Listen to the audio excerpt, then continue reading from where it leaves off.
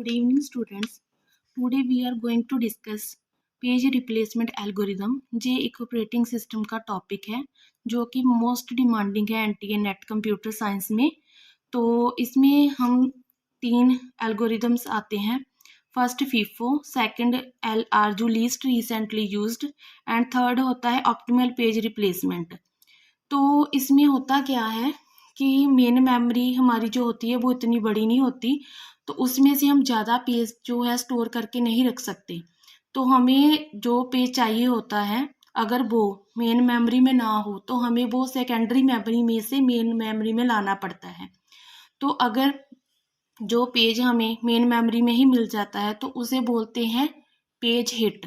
तो जो पेज हमें मेन मेमोरी में नहीं मिलता है उसे बोलते हैं पेज मिस।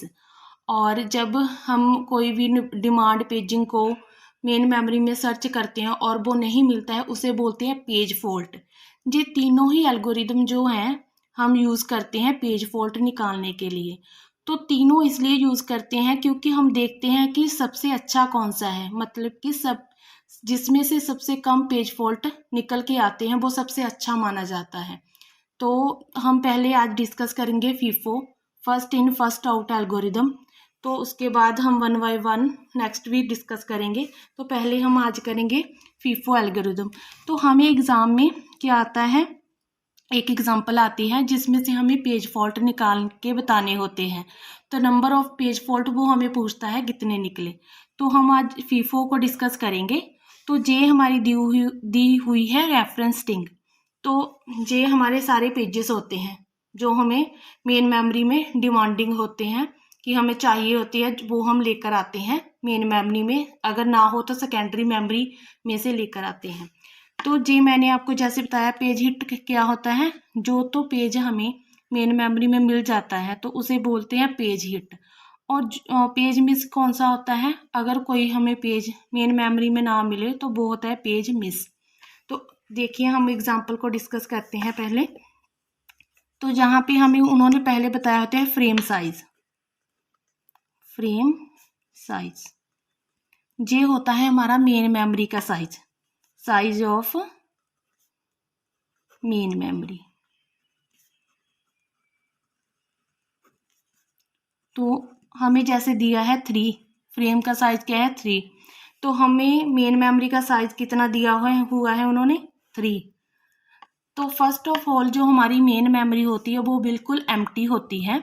तो हमें देखना है सबसे पहले डिमांड पेज कौन सा है 7, तो 7 हम इसमें डाल देंगे। तो उसके बाद है 0, 0 भी डाल देंगे, 1, 1 भी डाल देंगे। जी मैंने तीनों ही पहले इसलिए डाल दिए क्योंकि हमारी मेन मेमोरी का साइज था 3। तो ये तीनों ही पेजेस पहले ही हमें पता है कि मेन मेमोरी में नहीं है, अगर वो फ्री है तो हम तीनों ही पहले ही एज इट इज डाल सकते हैं।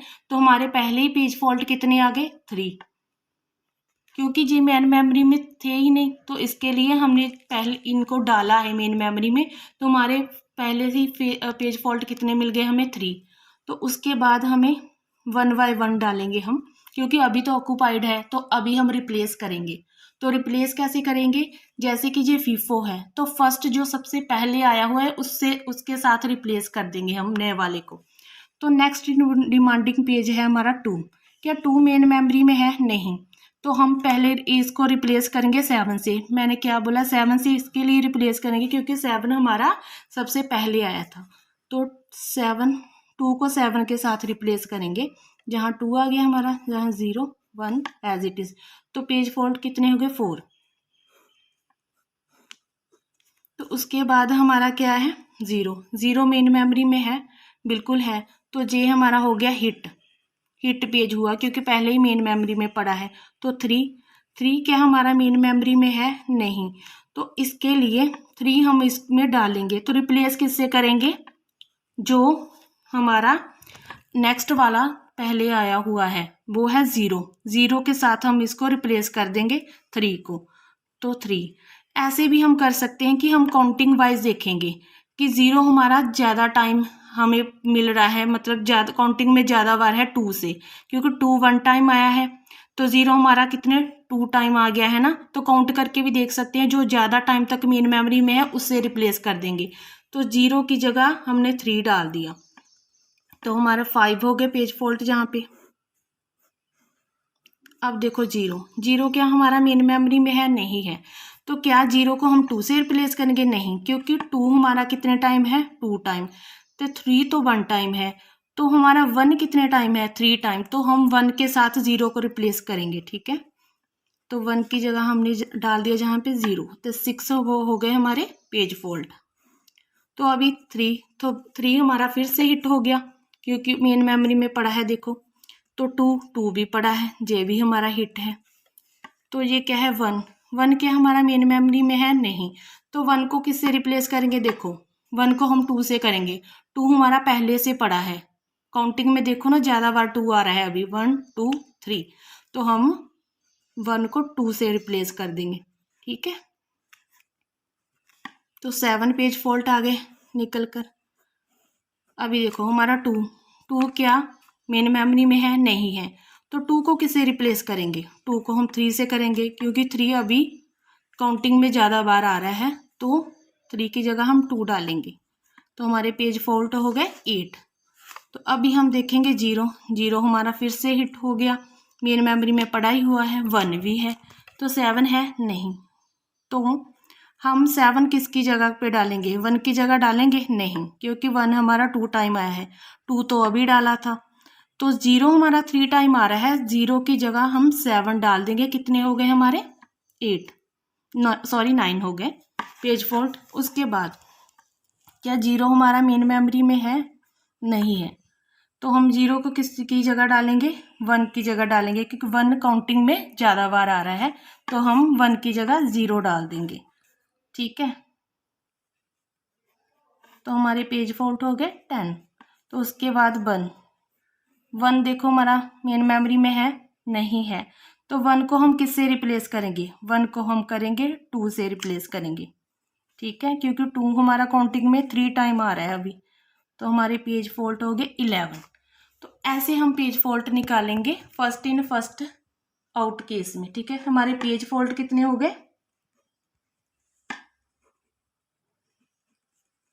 11, ठीक है। और यही एग्जाम्पल मैं आपको 4 फ्रेम के साथ साइज के साथ करके बताऊंगी, ठीक है। अभी हम पहले एग्जाम्पल लिख लेंगे। हमारी रेफरेंस स्ट्रिंग क्या थी? 7 0 1 2 0 3 0 3 2 1 2 0 1 7 0 एंड 1। तो अभी हम इसको ही इस ही एग्जाम्पल को फ्रेम साइज 7 के साथ करेंगे, 4 के साथ करेंगे। तो frame size is equal to 4, ठीक है।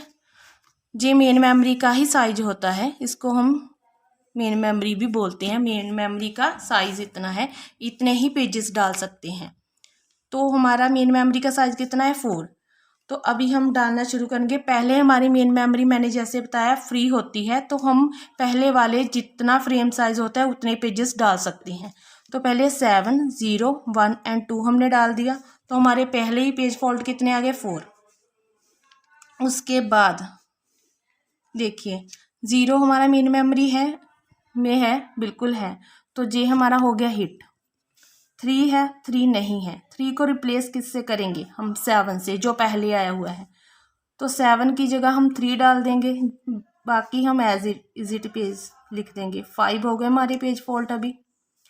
तो उसके बाद देखो 0 हमारा फिर से हिट हुआ, क्योंकि मेन मेमोरी में पड़ा है। 3 भी है, 2 हमारा भी है, 1 भी है, 2 भी है, फिर से 0 है, 1 भी है, 7। अभी 7 को हम किससे रिप्लेस करेंगे? 7 को हम 0 से करेंगे, क्योंकि जो हमारा 3 है वो 1 टाइम ही है। काउंटिंग में अभी 3 के बाद ज़्यादा कौन आ रहा है? 0, ठीक है। 7 को फिर किससे रिप्लेस कर देंगे? 0 को 0 के साथ। तो 0 की जगह हम 7 डाल देंगे। 7 1 2 6 हो गए। अभी 0 क्या 0 हमारा मेन मेमोरी में है? नहीं।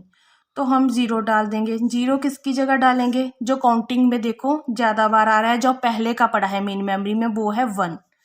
तो हम 1 की जगह यहाँ पे क्या डालेंगे, 0 डाल देंगे, तो हमारे 7 हो गए। ठीक है, तो उसके बाद 1 क्या मेन मेमोरी में है, नहीं है, तो 1 हम किसकी जगह पे डालेंगे, देखो ध्यान से, 1 3 की जगह डालेंगे नहीं, क्योंकि ये 3 टाइम है 3, 7 2 टाइम है, 0 तो अभी डाला था, तो हमारा 2 कितने टाइम है, 4 टाइम है, तो 2 पहले से मेन मेमोरी में पड़ा है, जो पहले आया है FIFO जे कहता है कि उसको उड़ा दो। ठीक है, उसकी जगह रिप्लेस करो, तो हमारा जो है 1 2 की जगह पे डालेंगे, जहाँ पे हमारे पेज फॉल्ट हो गए 8, तो 4 फ्रेम के साथ हमारे पेज फॉल्ट कितने आए, 8। तो आप लोगों ने क्या डिफरेंस फील किया, जब तो हम कर रहे थे फ्रेम साइज 3 के साथ तो हमारे पेज फॉल्ट आए थे 11, तो जब हमने करा फ्रेम साइज 4 के साथ तो हमारे पेज फॉल्ट कितने आ गए थे, 8। तो डिफरेंस ये हुआ कि जब हम फ्रेम का साइज इंक्रीज करते हैं तो हमारे पेज फॉल्ट है जो वो डिक्रीज होते हैं। तो क्या बोला, if we increase the frame size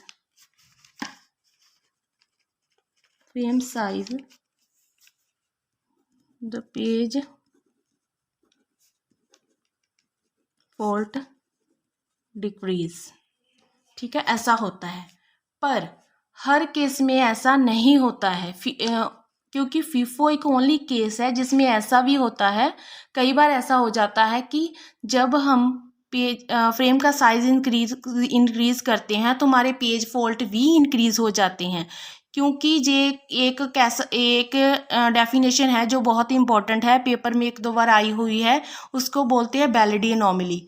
वो FIFO में ही देखा जाता है। FIFO के केस में ऐसा होता है कि जब हम कई बार फ्रेम का साइज इंक्रीज करते हैं ना, हमारी पेज फॉल्ट जो है वो भी इंक्रीज हो जाता है, तो उसको बोलते हैं बैलिडी एनोमली।